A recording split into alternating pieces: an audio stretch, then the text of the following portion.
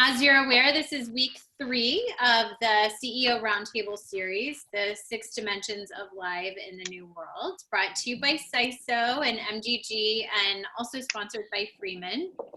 So over the past couple of weeks, I've really been enjoying this chance to sort of think bigger and more creatively about the future of the event business. And just kind of as a reminder of last week, Barb Groth talked about wonder and awe, and she sort of challenged us to think about how we can better activate our attendees' senses and create more immersive experiences, especially around the learning activities that we offer at our events.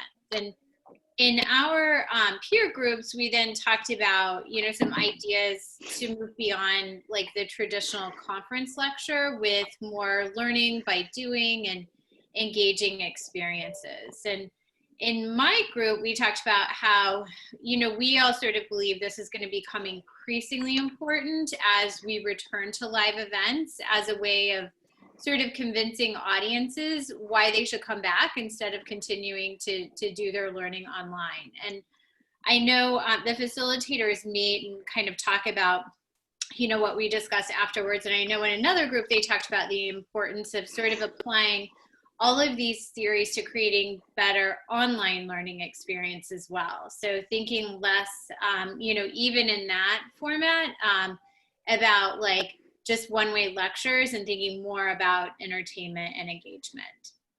So shifting gears a little bit, this week we're talking about live is touching. And, traditionally when we've talked about our shows, we tend to sort of default to listing out features like net square feet of space and number of sessions offered and, how many other attendees are coming and that sort of thing. But when we do this, we sort of neglect the importance of emotions like that sensory experience and the passion that our audiences feel for their professions and their communities and even for our events. So I'm going to hand it over to Bruce now to introduce our next speaker, who is sure to inspire us to sort of rethink the essence of our brands and the experiences we create. So Bruce. Thank you, Kimberly. And thank you everyone again for joining. I really understand how trying and challenging this time is. We're all dealing with it. But it has, I think, opened up an opportunity to rethink things. And what we're really doing in the next hour is to try to take advantage of that opening to kind of think about where we're going. So we are, as Kimberly said, on week 3, and this is really about the kind of physical experience, the impact that we have in designing for the senses, and really understanding how we create memories and how we experience things in order to make the most of our competitive advantage, which is that people are live, that we have a kind of unique opportunity in the physical live experience. And I would say that mostly we don't take advantage of it. Mostly we don't really design for it. We design visually. So I want to just introduce the concept of designing for all the senses, and then I'm going to introduce Bruce Vaughn, who is one of my dear friends and an absolutely extraordinary creative person.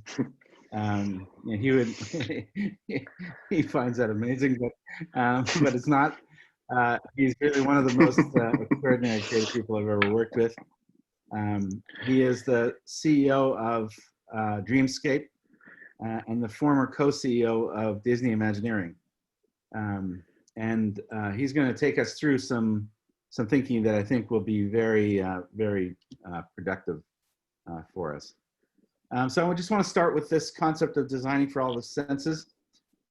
Most design is really created for one of our senses. It's the eyeball. If you think about all the tools that we have, almost nothing is for anything else. It's really all about what we see.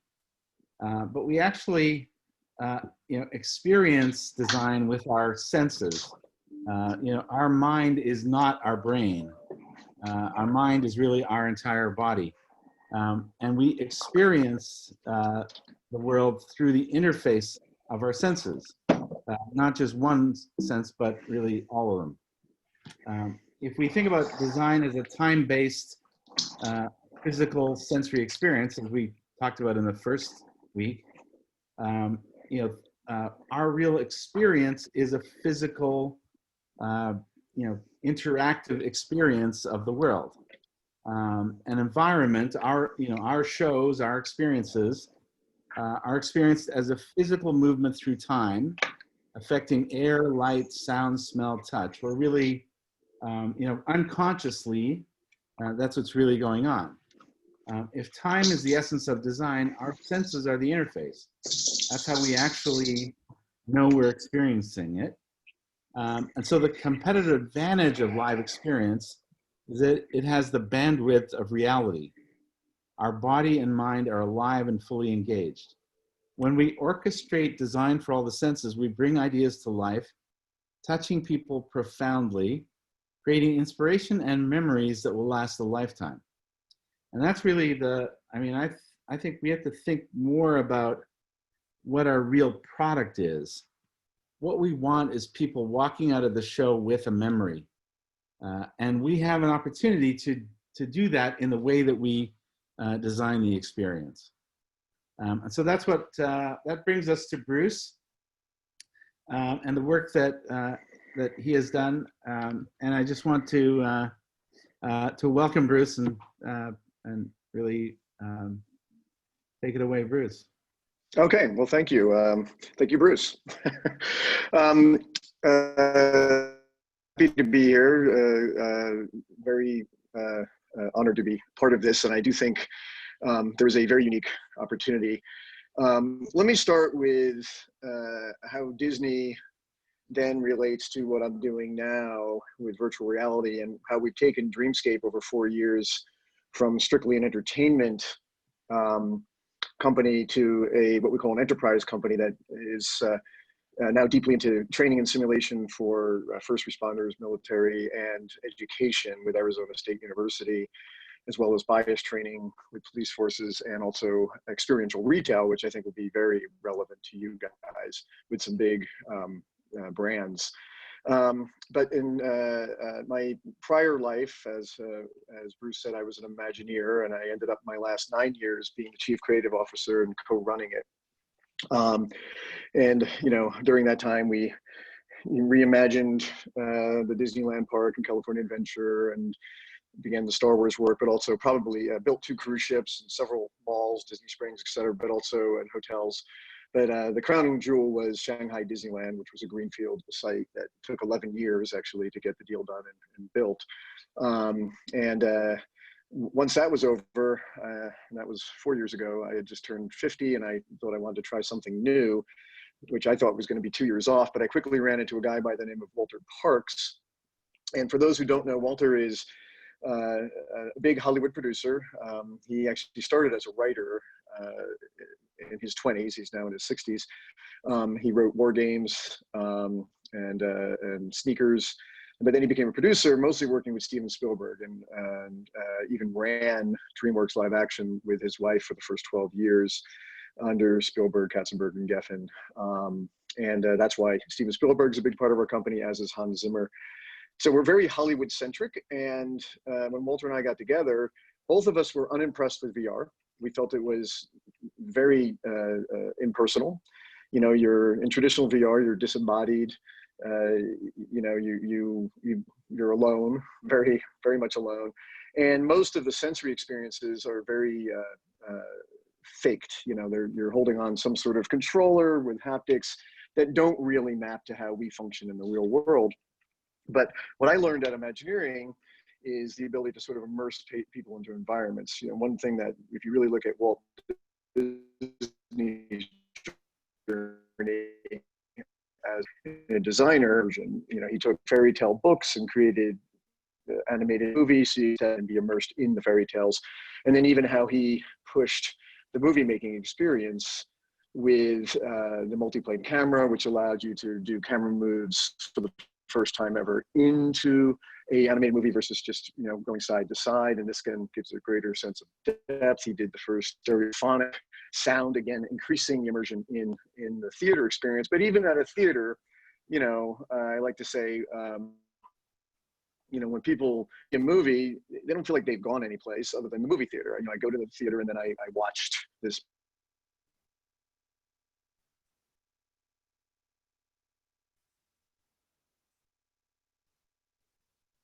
Uh-oh. We lost Bruce. I'm sure he'll be back in a second. Am I back? Oh, yeah. Yeah. You're back. Okay. Does it look right? Sorry, let me. Okay. Sorry about that. Anyway, and then with it was really being able to step into stories. The limit of the theme park is the need for capacity and the number of people you have to put through. So, to truly transport people,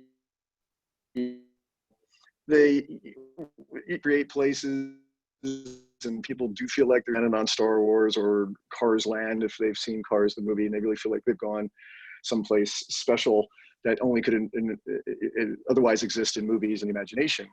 But with VR, what Walter and I realized was if you can have full body presence, and this means that we actually track your hands, your feet, your head, and you are untethered with a backpack, and we can put up to, well, we currently put up to 6 people, we could do more, into one experience, and you're able to literally step into a fantasy world that's completely virtually created visually.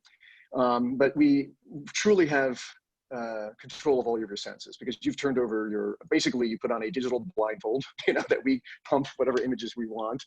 And since you actually have your full body in this experience, your interface is the same as you have in the real world. It's your body. You use your hands like your hands. You don't have any additional controllers. Now we create what we call haptic props, things that if you saw them in the physical world, we'll see some pictures later, they look very boring, like little sticks and things, but they're actually wired and have sensors, and we can turn them into torches or flashlights or anything we want.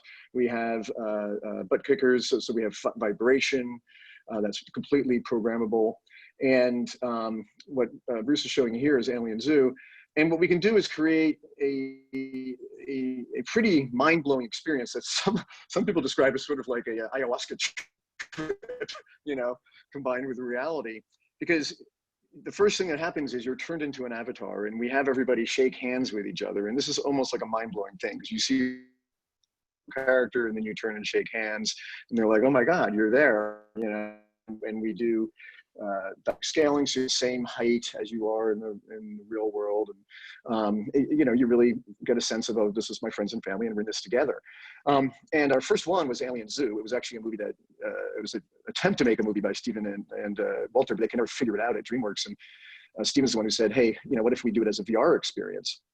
And send 6 people up at a time to an orbiting sanctuary for endangered species across the planet, and you literally blast off from Earth, and end up inside this orbiting.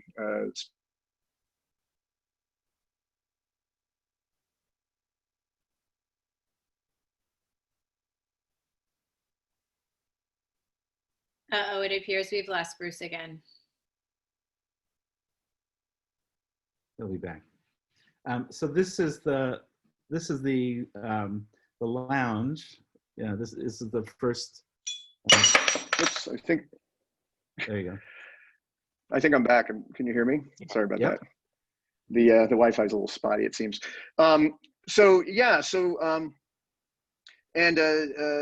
What we began to do was say, could we make, as a first step, what we call tip of the spear for Dreamscape VR, was could we make 4-quadrant, popular entertainment that would, again, by 4-quadrant we mean 10 to 90 years old, and appeal to everybody, much like Disney, much like the DreamWorks movies that Walter made with Spielberg. And could we create a compelling experience that actually had an emotional connection? And I think where Bruce came in and helped us a lot was after he did Alien Zoo early on, when it was still a prototype, he recognized that you really feel like you've gone someplace. And we learned early on from feedback from our test guests that people would describe it as truly visiting something. Like it functions like a real memory, because your senses are so intact, and there is no distance. You know, you're not a voyeur, you're actually there, you're experiencing, you're touching. One of the opening scenes of Alien Zoo is you go out onto this sort of Serengeti, and you reach out, and these alien like horses come over to you, and you reach out, and we have a physical prop where you actually pet the nose and it reacts and snorts, and people, their minds are blown. They're like, oh my God, I pet an alien. You know what I mean? And then you actually play with aliens later and do things and go on an amazing adventure. And it's got a big sort of Hollywood movie story arc. Something goes horribly wrong. You save yourself and your friends from a horrible predator. But all of that culminates in a 10-minute experience to something that people feel is twice as long, feel it was 20 minutes. And they all felt like their minds were blown, all ages. They found it, we had very high repeat visitation. Here you can see what it looks like on the left is what you look like in the virtual world, and on the right you can see that in this case they're in one of our underwater sea adventures where you save a baby blue whale, and you get on these sea scooters. So on the right is what is happening if you're not in VR, and on the left is what's happening in VR, and we have a few examples of this. And it's incredibly impactful for people. It functions like real memories. When they leave, they describe it as they have visited the alien zoo. They feel like they've actually gone on a dive. We've had people who are afraid to go underwater who actually leave saying, you know, I think I could do it now, or at least I kind of get a sense of what it's like. There's one of our sea scooters. This person is actually steering with a very simple, as you can see, the setup is easy. You know, for me, this was a dream because I used to have to theme everything, hide all the fans, hide all the effects. Now that's all done digitally because again, the guests have turned over their eyes and ears and all their senses. Currently, we are using backpacks, but we're in very deep discussions with Verizon on going to 5G, which will get us off of backpacks actually. It'll just be a head mount and hand sensors for the time being. There they go, they're going down through a dark, you know, underwater abyss where eventually you'll find a baby blue whale and save it. And I mean, this is all wish fulfillment and aspirational stuff that, you know, people quickly resonate with. And by the way, we opened with 3 original titles. We didn't lean on franchises like Star Wars or Marvel or anything like that. We literally just went for aspirational moments, deep sea dive and save a baby blue whale, go to an alien sanctuary or being above the earth and have an experience there with aliens like never before. There's one that's a very Indiana Jones-like adventure, though it's not Indiana Jones, where you go into an ancient temple and try to find a cursed pearl. And there's, yeah, and that's probably the biggest metaphor for Dreamscape, the entertainment arm, where during that you go and we created a backstory where we found what we called the haptioscope, which was a projector that allowed you not only to see motion pictures, but actually step into them. These are actual stepping through a black movie. They get to the other side, it's a full color world and the screen dissolves and now they're in the adventure. Hours change as they step through as well. So literally stepping through the screen into the movie. And you know, we have 4 locations worldwide, all of which, as you could, are closed. So the one in Dubai, the Mall of the Emirates, is supposed to open any day now. I've heard 2 weeks, but they claim it could be tomorrow. In Westfield Century City in LA, that's our flagship. We own and operate that one. We're trying to open.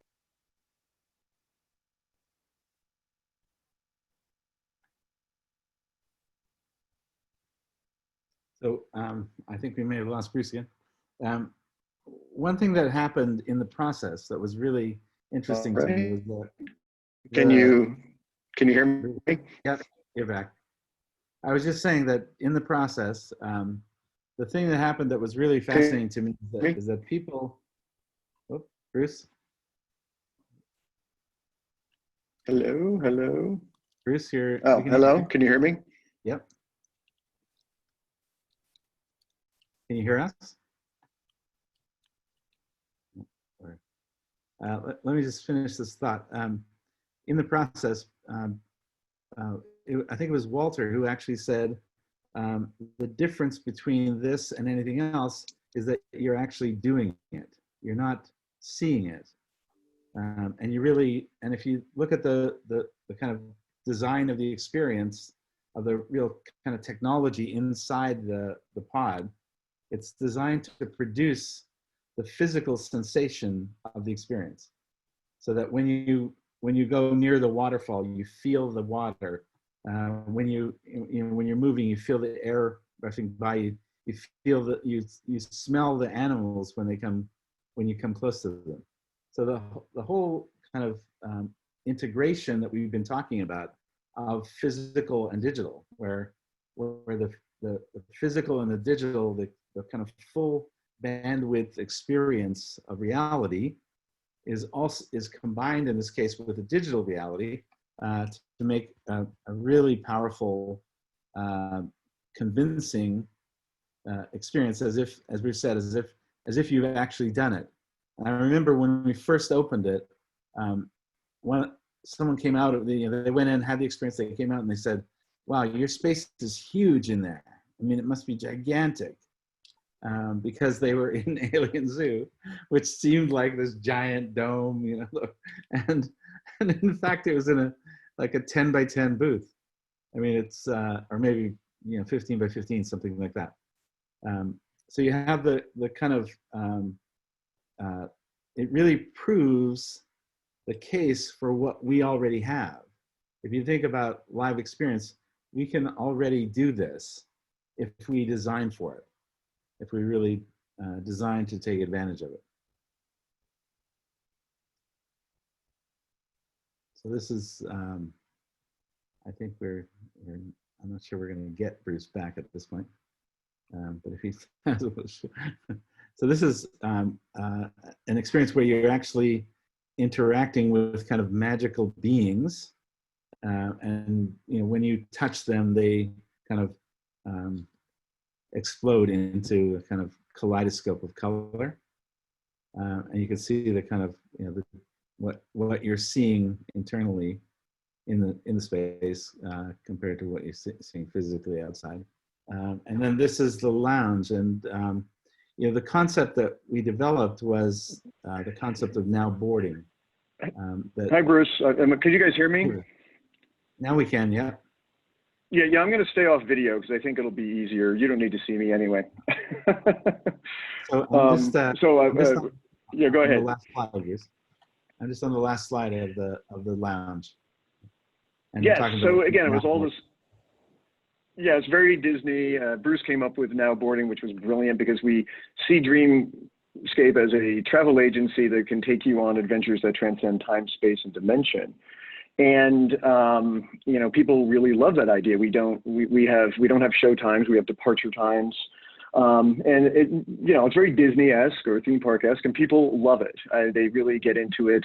On the entertainment side, we did meet our 4 quadrant. We literally were 10 to in the high 80s with 32 as our median age. It was this statistic I love. It was over 50% female.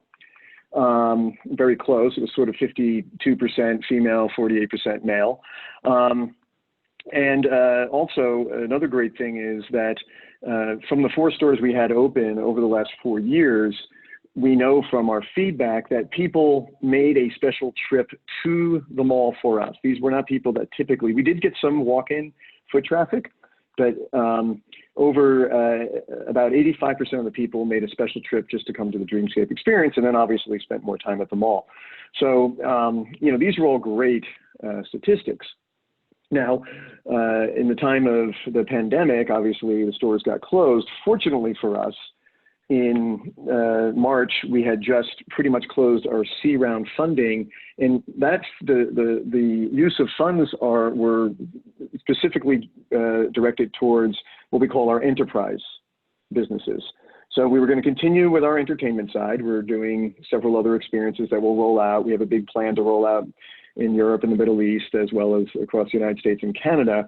And someday that will come back. We're still all just waiting to see. But fortunately for us, we had ignited and accelerated work with the government agencies on training and simulation for first responders. By the way, we have actual, what we call pods. Those are the theaters that people step into. 6 people at a time can go into these and have an experience. We have 2 of those in classified locations where what the government refers to as the clients, they're sort of 3-letter agencies, have been experiencing the Curse of Lost Pearl, which is kind of the one that has the most dramatic kind of haptics and real sense of motion, and there's like a runaway roller coaster at the end that is very convincing, even though you physically don't move at all. You're standing. We just use vibration and wind and mist and other things to really convince you, as long as a great music score done by Hans Zimmer and a bunch of great visuals. But people are completely convinced that they've gone on some crazy ride. And one thing that Bruce likes to point out is the sense of space. Our pods, what we call the trackable space, is 16 by 16 feet by 16 feet. If you include what we call the gear up rooms where people put on the equipment and then walk in, the entire footprint and what we call the moat for the physical haptics is 24 by 20 feet. So these are not big theaters. We specifically designed them to fit between the column lines in malls, which are around 30 feet commonly. And that is completely random. We can scale these to be much bigger. We could scale them to be smaller, whatever. But that was sort of our model for the entertainment side. But in that 16 by 16 foot tracked volume, the sense of scale and space, because we use, we call it redirected walking. We do tricks as you walk, where we slightly curve imperceptibly to you, and you feel like you walk much more than 16 feet, so you feel like, combined with visuals, that you've really journeyed quite far. Or you get on a vehicle of some sort. It could be a flying platform like an Alien Zoo, where all 6 of you get on a flying platform, or sort of a scooter bike like that underwater scooter that you saw in the Blue, or a runaway train, or it could be a moving sidewalk. We're doing a Men in Black experience where we put you on a subway and a hyperloop where you go under the ocean from New York to London, and then we put you on crazy Men in Black sort of scooters as well. And all of these kinds of things really deceives the guest into believing that the volume is much bigger. We don't show them the pod. We use lighting tricks to sort of, it looks like a black void that you've stepped into. And one of Bruce's favorite stories is we had a very technically savvy reporter early on do Alien Zoo. And when he came out, he sort of looked at me and he said, "I'm going to ask a really embarrassing question. That space must have been huge, right?" Because he really felt like in the virtual world, you have traveled 19 miles. In the physical world, you walked, in that case, about 12 feet. That the perception and the memory and the imprinted, emotional resolution is completely compelling. It's like seeing a really good magician. At some point, you suspend disbelief and you say, you know what, maybe magic is real. And so that same stuff can be used to train people in very difficult situations, a burning building and you have to find your way through it, a sinking ship, a submarine. We could have used it, for hotspot dealing with a pandemic, for instance, and how a city should deal with these kinds of things. So we have ignited that side of the business, and we've ignited with Arizona State University, a very smart guy that I know Bruce worked with, Michael Crow, who I think took over the university as CEO or president 5 years ago, and it's been voted the most innovative university the last 2 years, I believe, above Stanford and MIT. They've invested a significant amount of money in our company, and we are igniting a huge education arm of Dreamscape with them as a partner. And what we're doing is we're actually taking Alien Zoo, and we're setting up pods at ASU where the students can go on virtual field trips, but they'll have, unlike the entertainment one, they'll actually be able to go and take samples of the animals, the blood or fauna, and it's a biology class basically. And you have to understand, what's wrong if something's out of balance. What are the procedures you need to do to figure out how to get the balance back, atmospheric pressure, all of this stuff. And we're giving them sort of their own virtual individual pods that they can fly around in and experience the zoo in this way. We're also extending that to the home. There'll be obviously lesser as far as the physical sensations go, but we're giving you'll sit on a chair and have a special controller, almost like you think of something James Cameron would create to fly around. And you fly around, and we have robot arms that in the virtual world reach out and take samples and do things, and then you can put them in the virtual lab and do your homework and do your assignment and use your virtual field trips. That's just stage one, and we're going to do this across all of their departments. And then the last part, and then I think Bruce, you let me know how you want to go this, but I think it's very interesting, is we recently have just gone into experiential retail, specifically with the watchmaker Audemars Piguet, which is a big Swiss, it's a very expensive Swiss watches. For some of you probably know them, that they can go up to $850,000 to $1 million a watch. And that company is really pulling out of retail. And this pandemic has really convinced them that they should, retail stores and malls and things like this. What they're going to do is experiential locations. They've got in their watch factory outside of Geneva, Switzerland, they built a beautiful museum, and they're going to have a very high-end experience that will end with a special Dreamscape experience in which you step into a special piece of content that we've created, that we are creating for them. We're midway through, that takes you on the history of time, sort of time travel and time, and also inside a watch, because they're all handmade watches, and you'll go inside the mechanism because we can shrink you down and do scale change. And, when you combine the senses and everything, this will have a very, very powerful connection to the brand and memory. Deals that aren't done, but are in the works, Chanel and Hermes, obviously two big brands, came to us with the same idea. They want to have people step into their brand, both artistically, but also specifically. And, these aren't going to be ticketed in malls. These are going to be in locations that they want to create, and even have them be portable and pop up in places. And with that, I'll pause in case there's something. Yeah, go ahead. I just want to first of all, thank you. I mean, I think what you're doing is really extraordinary and super relevant to the discussion that we're having about the future of live. Can this be done for shows? Yes. Like for exhibits and trade shows? Yeah, I think any brand, anything, anything from, yes. I mean, the footprint, like I said, is very flexible.